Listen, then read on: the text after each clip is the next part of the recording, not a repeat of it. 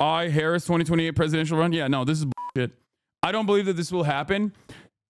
They're writing these articles. They're writing these articles specifically because Kamala's going to sell a book eventually, and that's it. That's it. I think that the only reason why they're saying that is because like she's going to write a book and they want to sell it. That's it. There's no one's going to read your book if you're not going to run again.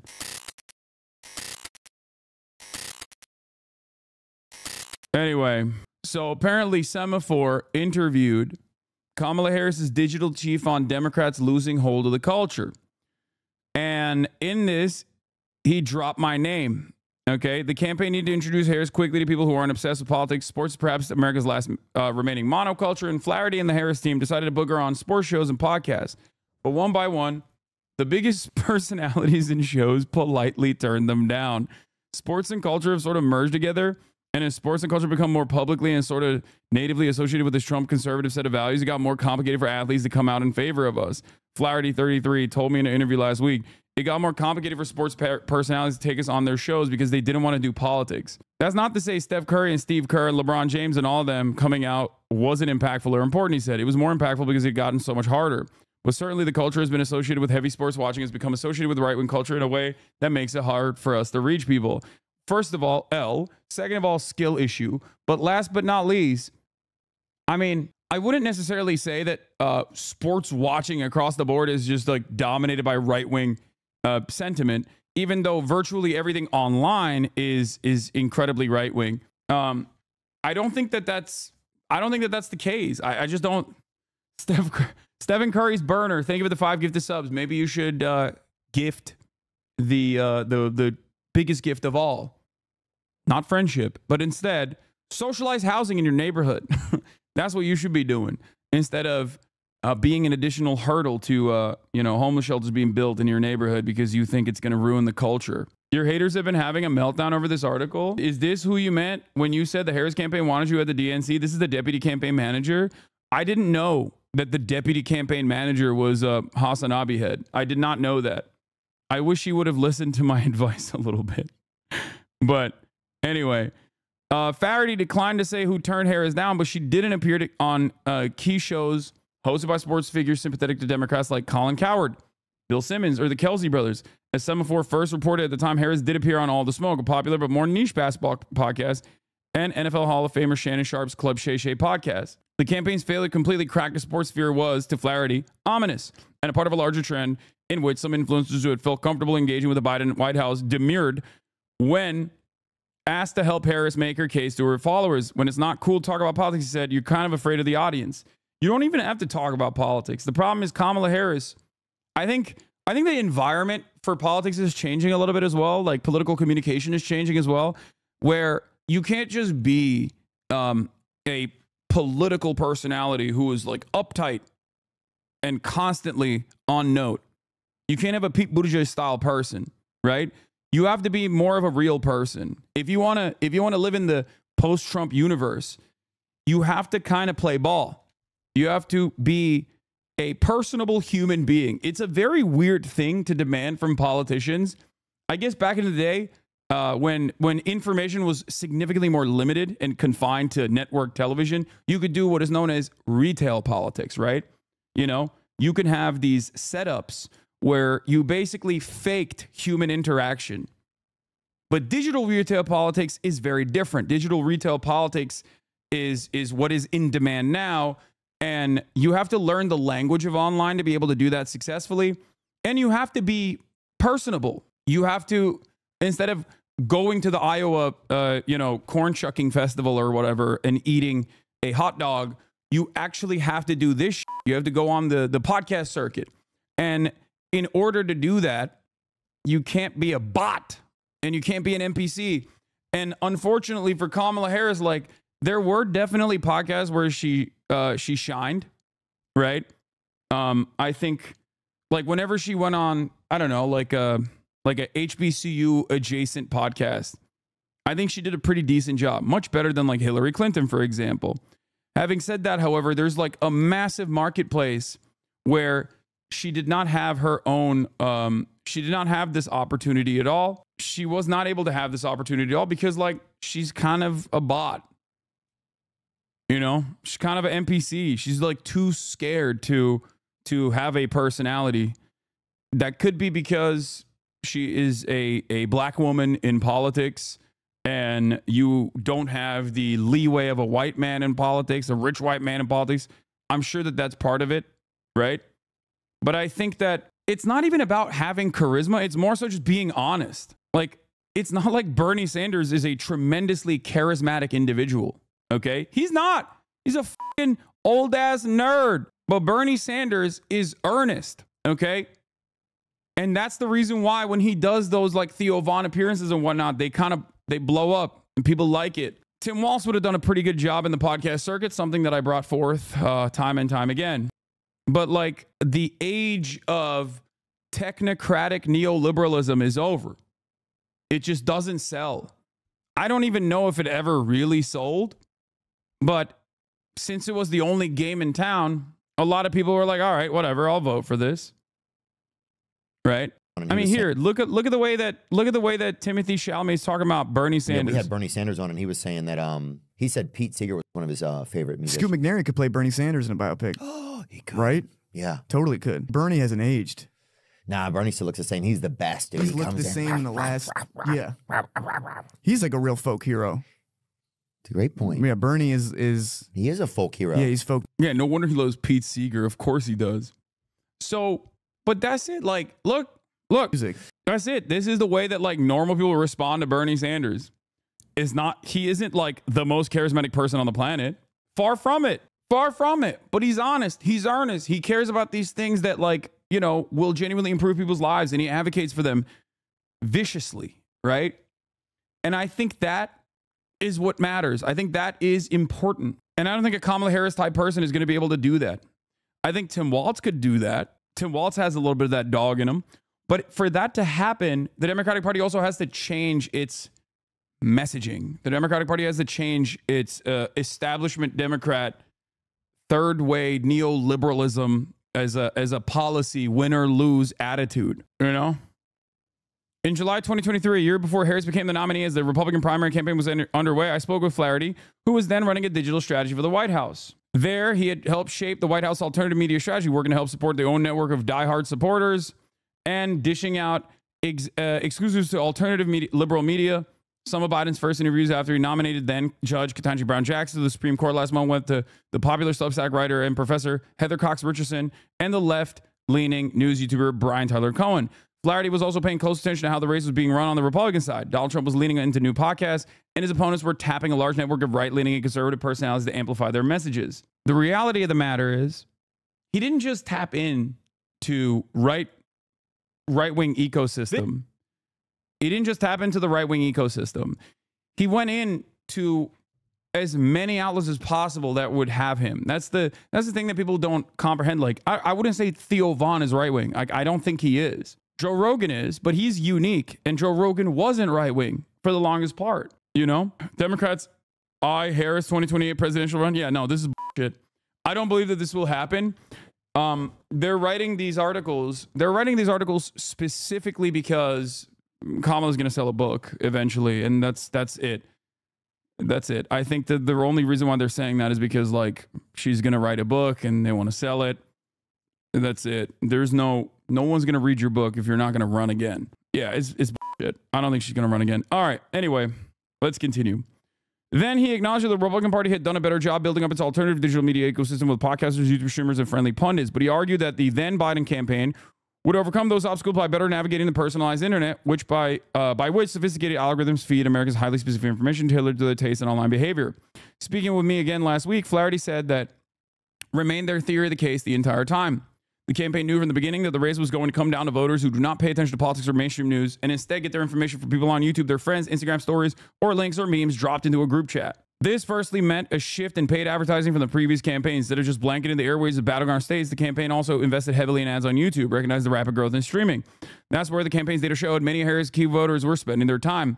More importantly, this meant building out a strategy focused more on podcast appearances and interviews with influencers than on traditional media. But they failed on that. Tim Walz is not as truthful as JD Vance. Just letting you know. Yeah, I think you're on crack cocaine if you think that. JD Vance is a literal rat. The people do not respond positively, JD Vance. The people respond positively to Tim Walz. Okay? One is a real American from the heartland. The other one is a carpetbagger who basically sold out his own people in an effort to get to elevate his presence by liberals for years, only to turn around and then brown nose the Republican right, which he once called correctly a bunch of fascists. He changed his entire worldview at the age of 35, acted like he got groomed by mainstream media to think that Trump was a Nazi. That's not a real person at all. JD Vance is Republican Pete Buttigieg. La rata. Anyway, let's continue. Thanks for letting me know, though, chatter. So, Harris extremely limited time. There's just no value with respect to my colleagues in the mainstream press in a general election to speaking to the New York Times or speaking to the Washington Post because those readers are already with us, Flaherty said. Flaherty isn't dismissive of television and other legacy media. One of the most important moments of the campaign was her interview with Brett Baer. That was a huge fundraising moment. It was a huge social moment.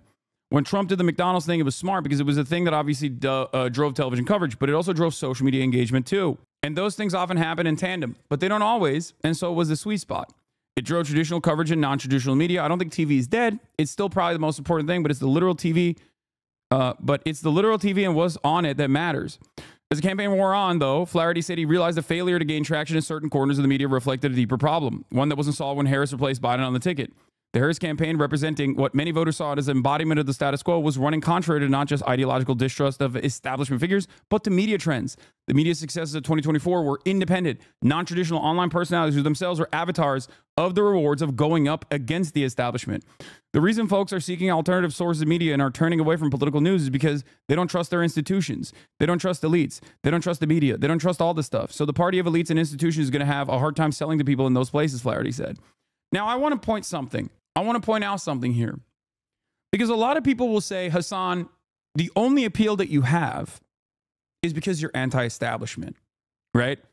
And to them, I say, you are not paying attention. Because as much as I rail against mainstream media, I still rely on mainstream journalism. As much as I rail against mainstream media, I still interview New York Times journalists. I interview CNN journalists. I interview and give interviews to mainstream media. Because I understand that there is an importance within these institutions, okay? As much as I rail against establishment Democrats, I had Lena Khan, the commissioner of the Federal Trade Commission.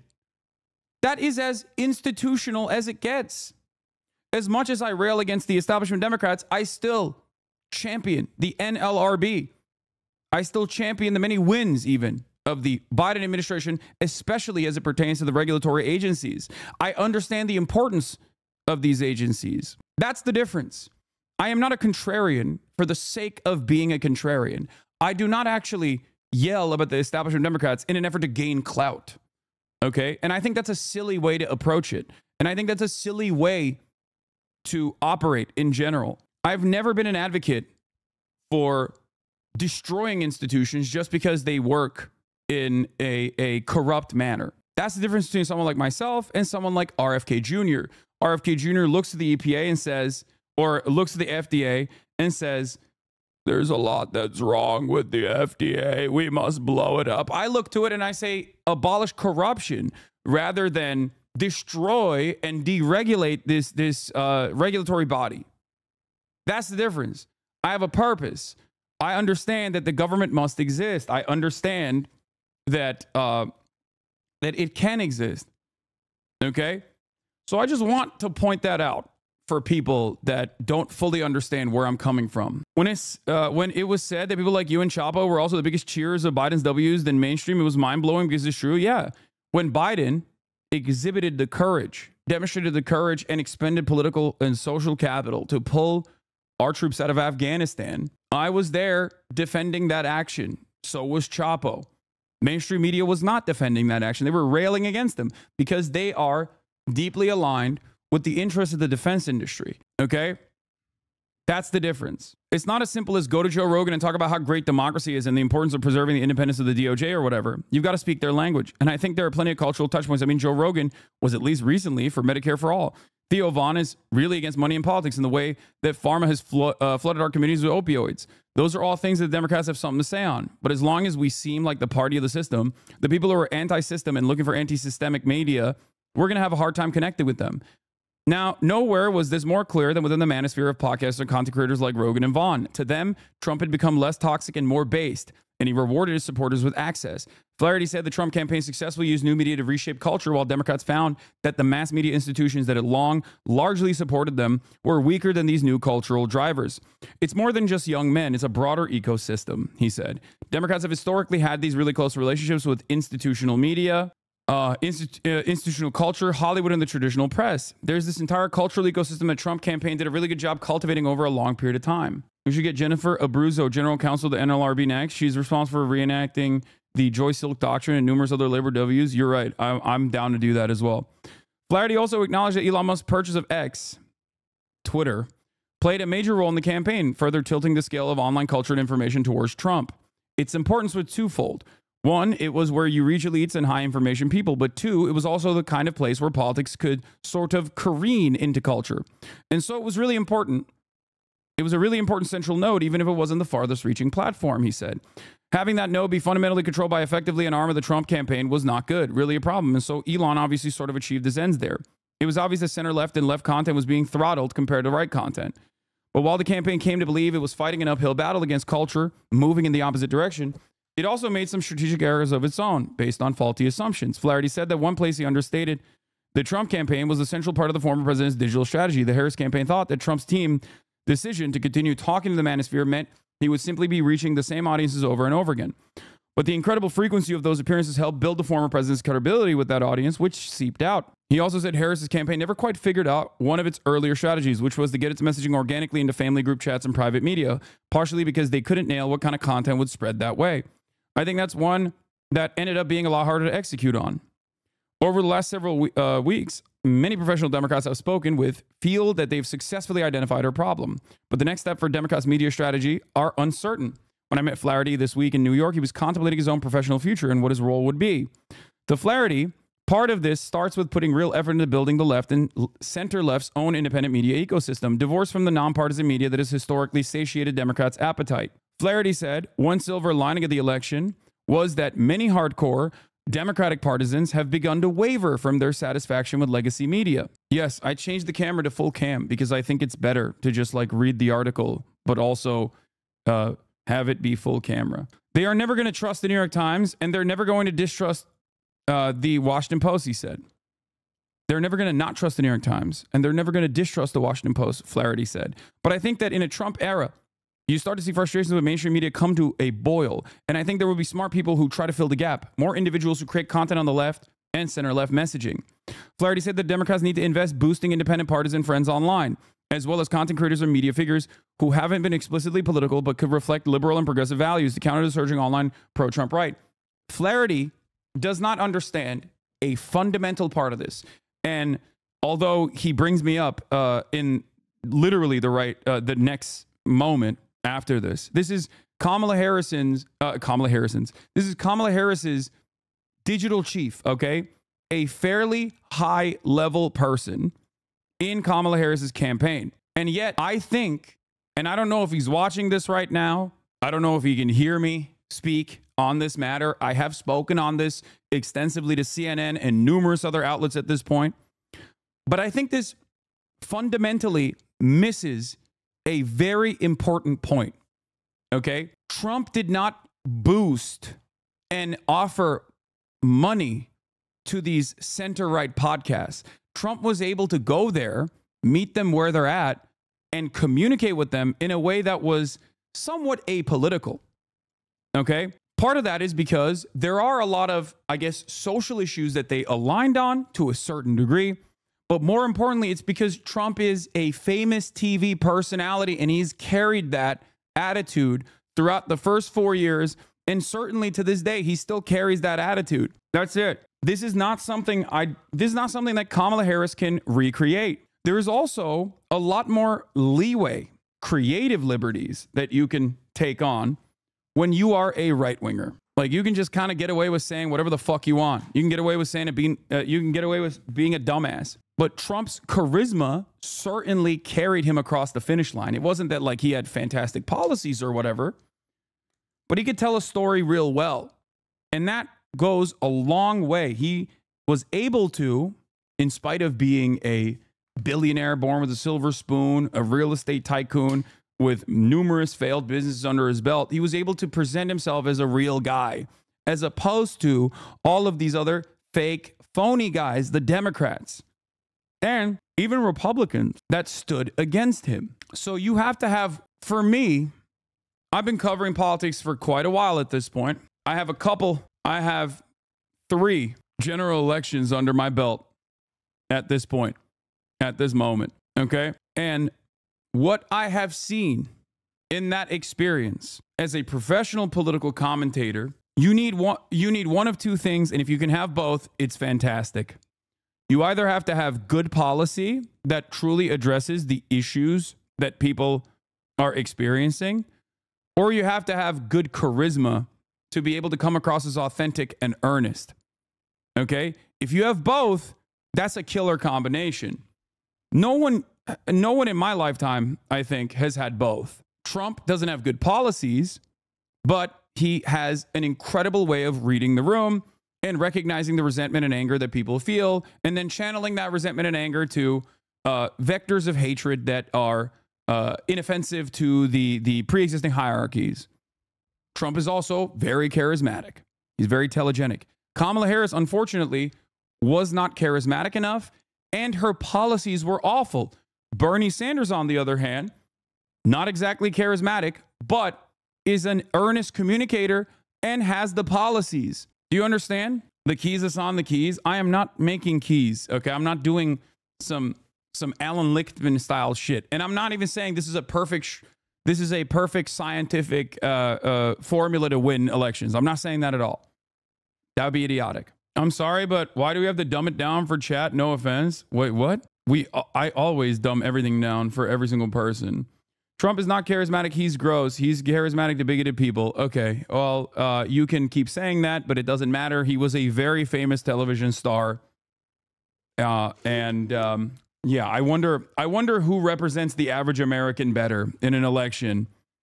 Someone who consistently gets banned from this chat over and over again for being fucking annoying, or the guy who won the goddamn election. I apologize to my well-intentioned chatters who are, maybe hypersensitive to microaggressions or whatever the fuck. But the reality of the matter is, okay, if I were to even listen to your whims, I would be a very different content creator. I would be a much less successful content creator. That's just the truth of the matter, okay? Sometimes you have to just take a back seat. Sometimes you have to take a back seat and just listen to what I have to say instead of, chiming in and saying something that obviously is demonstrably untrue for the broader audience, for the broadest subsects of American politics. Did Clinton or Biden have more charisma than Bernie? No, not Hillary Clinton, if that's who you're asking. But I think that Bill Clinton had charisma, for sure.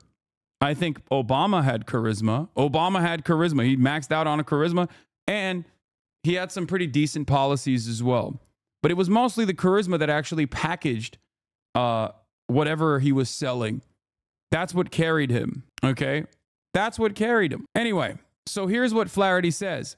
We need a whole thriving ecosystem. It's not just Pod Save America, though I think we should have more of them. It's not just Hasan Piker. We should have more Hasan Pikers. It's also the cultural creators, the folks who are one rung out, who influence the nonpartisan audience. Okay, I don't disagree with this. Those things all need to happen together. The problem is, you can't inorganically develop this. I guess you can pump money into it a little bit to give it more prominence, to give it more respect, to give it more legitimacy. But you can't inorganically create the same, you can't do a Nelk Boys, but for the left, because the Nelk Boys were not created by the Republican Party, okay? You can look at Daily Wire. Daily Wire is a great example. Daily Wire is a direct political operative. Daily Wire is not funded by the Republican Party.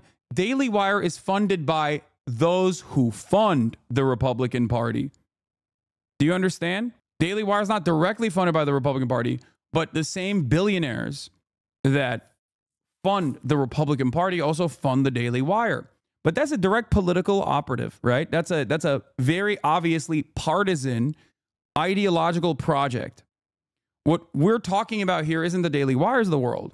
What we're talking about isn't necessarily even the Joe Rogans of the world, but the Theo Vons of the world, the Nelk Boys of the world, or the Barstools of the world that sometimes find themselves in the throes of right-wing politics. The issue here is these people, just like the broader voting population, have found themselves cast aside by the Democratic Party. And the reason why they found themselves cast aside by the Democratic Party is because the Democratic Party keeps saying, we have no space for you. We have no space for you. You're bad. You're wrong. We're not going to give you any policies that are good. We're going to do everything in our power to say, if you want that stuff, you're lame. You're bad. Like Bill Burr is a great example of a person who is right there. He's right there.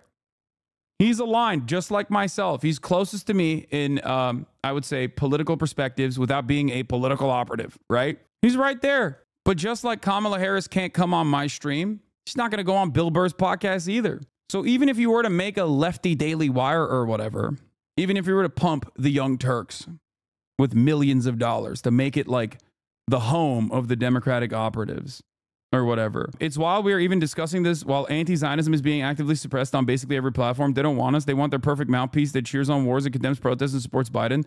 They want Diddy G, but not offensive. Okay, offensive is offensive is the nicest thing you can say for Destiny and his entire community. They are utterly repulsive, incredibly toxic. They are poison.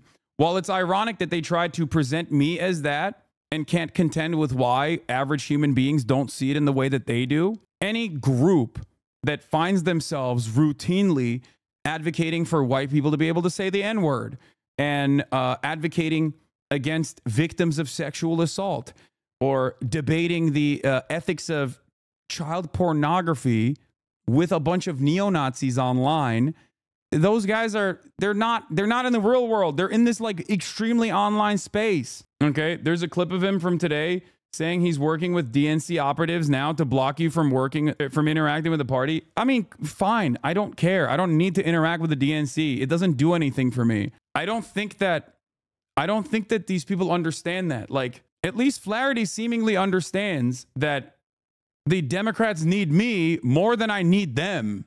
And it's true. And I don't care if the Democratic Party tomorrow was like, listen, we are going to advocate for Medicare for all. Even if they never talk to me ever again, I would be their #1 propaganda minister. Okay? Making a leftist Joe Rogan doesn't change the fact that 86-year-old Nancy Pelosi, while recovering from a free hip replacement, campaigned for a 70-year-old with throat cancer for oversight committee rather than a 35-year-old. The geriatric ghouls in Congress refuse to step down. Exactly. I'm gonna use this as a wonderful segue to talk about the AOC oversight committee vote that took place already.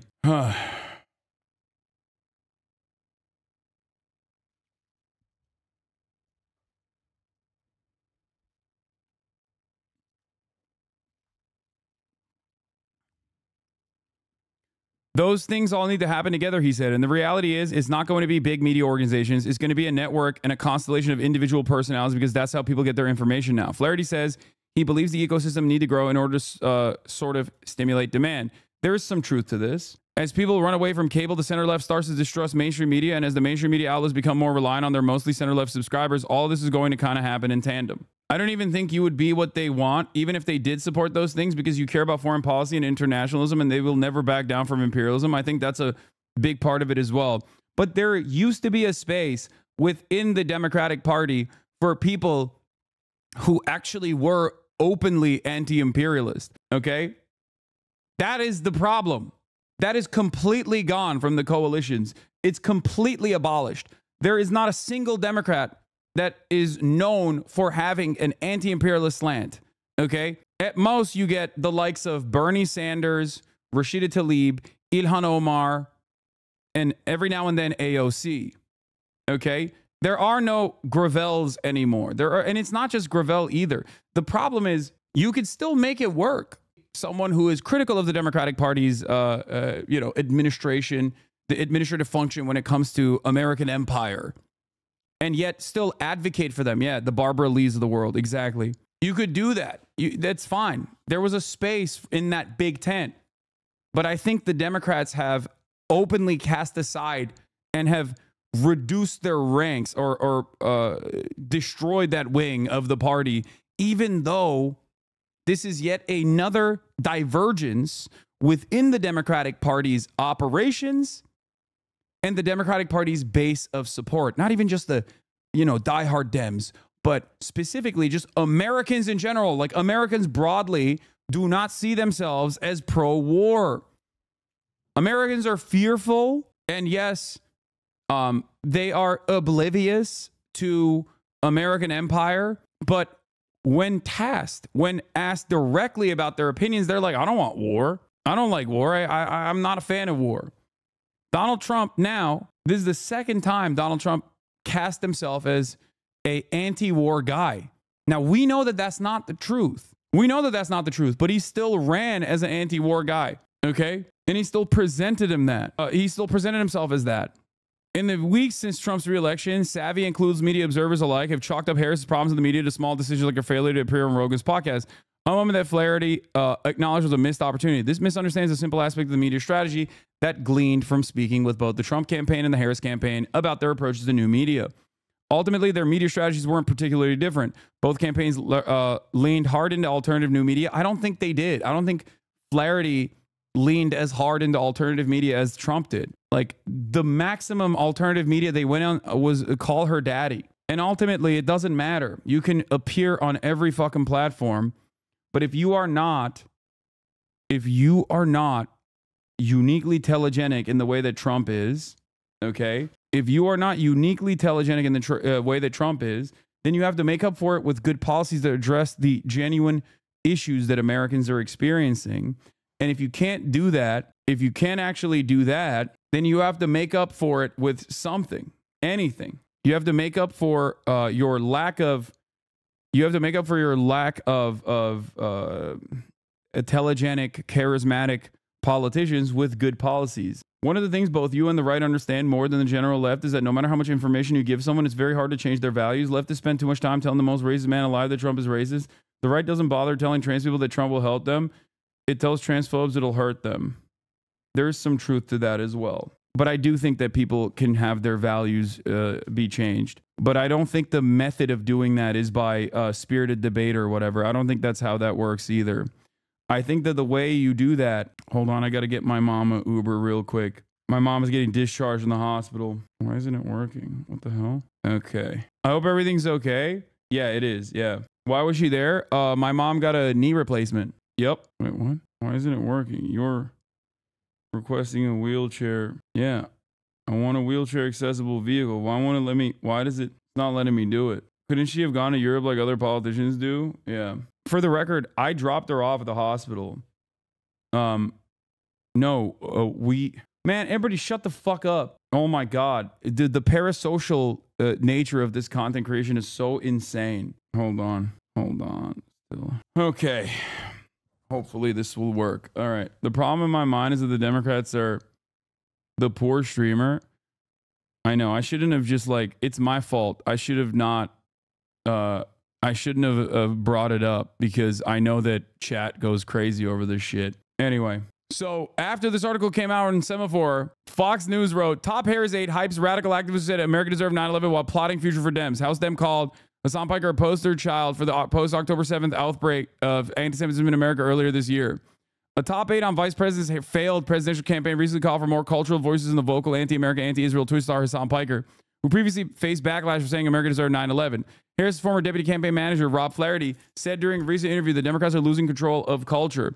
It's ironic because I think this is, once again, the right side of mainstream media also fucking doing the same shit that they routinely criticize the Democrats for doing.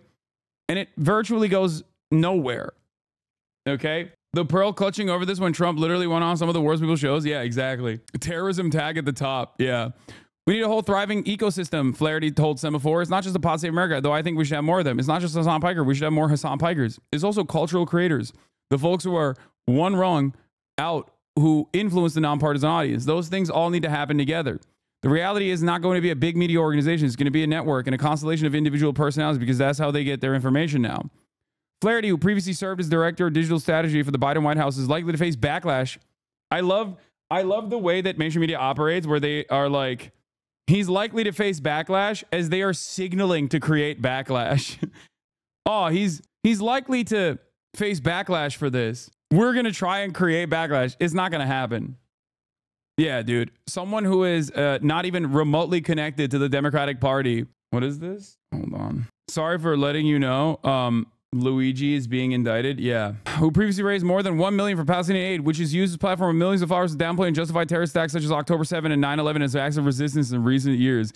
Brave fucking soldier who wounded operative. Representative Dan Crenshaw was deployed to Afghanistan. In another stream, Piker broadcasts propaganda from the Houthis. They do musicals about their actions all the time, so the terrorist propaganda. They still run this. If it doesn't matter if fucking rapes happened on October 7, Piker said in a May 22nd stream, it doesn't change the dynamic of Palestinian and Israelis for me.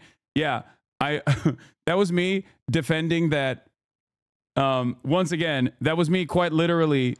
Yeah, it's rehashing the old article from this point on, but as you guys already know what this is me quite literally saying October 7 rapes do not justify genocide, which is, I think, the most understandable, the most normal, the most moral position, you know?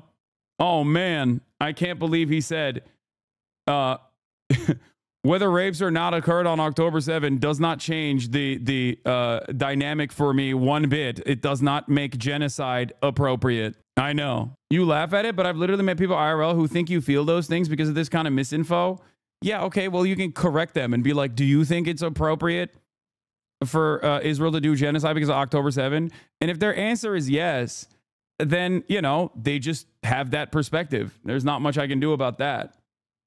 While Senator Ed Markey, Representative AOC, and others have been on Piker's platform, Richie Torres of New York wrote a letter. Like, think about this. On the one hand, you have Ed Markey, AOC, and others who have been on my platform. On the other hand, it's Richie Torres who wrote a letter crying about me. Who do you think has more motion in the future of the Democratic Party? Who do you think has more prominence? Hold on. Based on the Pelosi vote, Torres? No, dude. I'm not talking about within, first of all, Richie Torres doesn't have motion within institutional Democrats as well. Okay? He's just a fucking idiot. He's a paid propagandist for Israel, and he has never in his entire life had any sort of motion whatsoever outside of that. It doesn't matter. Outside the context of October 7th, Mr. Piker has been joked and mused about men. What the fuck is this? Men date raping women on a college campus and has posted an image of a handgun on top of a U.S. senator in what appears to be an open invitation to gun violence against a sitting elected official. Torres said, inviting one's followers to shoot an elected official, whether it be done in earnest or in jest, is the kind of threat that warrants a serious.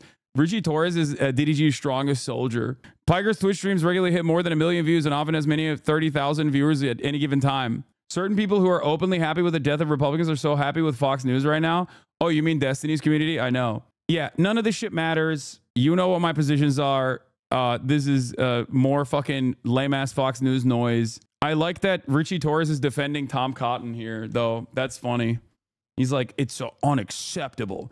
And as far as like the Hasan has laughed about date rape on college campuses, that is quite literally not the point I was making at all. I was saying that if these Republicans want to send their children to an anti-woke college, okay, because they're so worried about, you know, Title IX and date rape in other colleges being prosecuted because it's an anti-woke college that they're sending it to, it's better to at least contain the worst people in those anti-woke colleges. It is a utilitarian, it serves a utilitarian purpose. Don't repeat it, Lamau. No, I don't give a fuck. The fuck?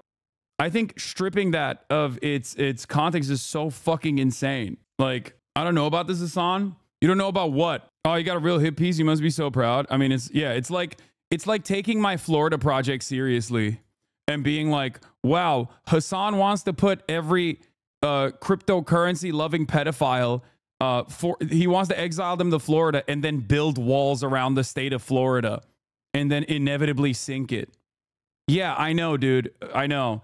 That's what I want. That's real. That's a valid thing that I'm saying. Like, shut the fuck up. I need you all to be serious for a brief moment. I need you all to please, for the love of Christ and all things holy. Oh, fuck. There is no availability for this either. God damn it. Hold on. I'm going to try it one more time. Why can't I do this? Hold on. You weren't serious about the Florida project? Yeah, I know. There was a frontline doc that explained what you meant, but it was more than a 5-second clip. What do you mean? It is kind of crazy how difficult it is to get like an appropriate accessibility vehicle. I'm shocked at the, yeah. By the way, this is straight up from the, like, this is a video that is like readily available on my YouTube page as well. People are so funny to just like keep robbing this of its context, but it is a insane PragerU documentary where they're championing like virtually a pro-rape college campus. Okay. It is a Republican college campus that is supposed to be designed to be anti-woke. This community is 90% drama perverts who persistently get what they want. Yeah, I know. Don't be. Accessibility is a farce in this country. I know. It is kind of crazy. Kamala's brother-in-law is responsible for both the election loss and your mom not getting the transport she deserves. I agree. Chad did push back, though, at the time, and I personally didn't like the joke either, but to pretend that you were calling for rape is insane. Yeah, I know. But it's okay. Here's the other thing, though. Here's the other thing that people need to understand, okay? A lot of people on the left have this proclivity to very easily get duped by shit like this, okay? People have this tendency where they will see something out of context, especially on the left. People on the right never do this. People on the right could quite literally be like, we have to kill all trans people, okay? And not a single person will be like, that doesn't sound normal. Like, that sounds great. Like, no right-wing audience will ever look at a CNN article, a CNN hit piece, or even a Fox News article and go, I agree with the Fox News article's framing on this. People on the left, on the other hand, will be like, whoa, hold on. I am going to take this false framing at face value and I'm going to make a big deal about it. Okay? I'm actually going to make a big deal about it. I mean, you can keep doing it. You can keep doing it all day, every day if you want. But I think the smartest thing to do in this process is to go, does this make sense with all that I know about this person? Does this actually make sense at all? Does this contradict the values that I know Hasan holds? Or does it not? That's all you need to do. Because every single time you come in here and you look at like malicious framing, yes, T. Blasian is right.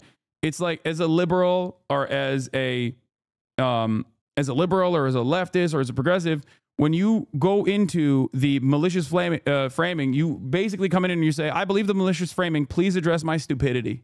That's all it is. And I think that also